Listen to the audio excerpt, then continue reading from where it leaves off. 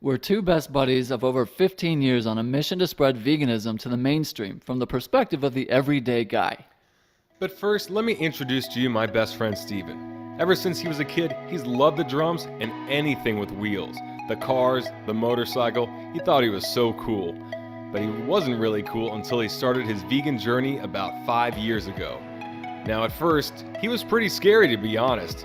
I think he was even Batman. But then compassion took over.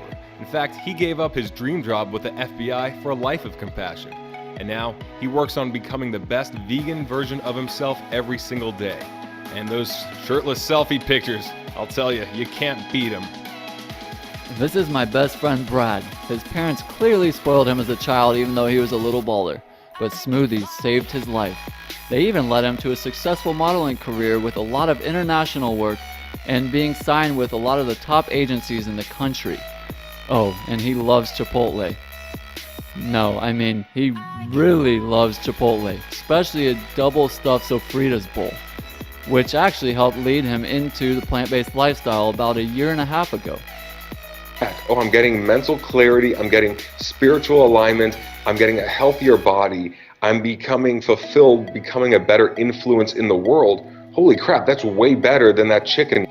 We found that neither of us had great role models to follow on our journey to veganism, and we're looking to shatter the vegan stereotype and serve as that bridge to the everyday carnivore.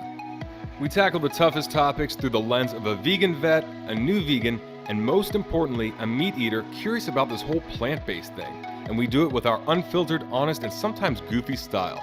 So it's pro-peace, not anti-war. Going out there attacking people, you are pushing them away from veganism. They talked about focusing on the solution, not the problem.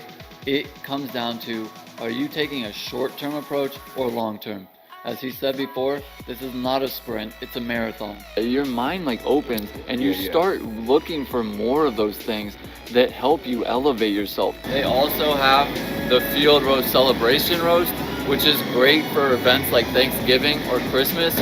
Why are vegans so freaking weird? I will beat you. I will beat you. Oh no.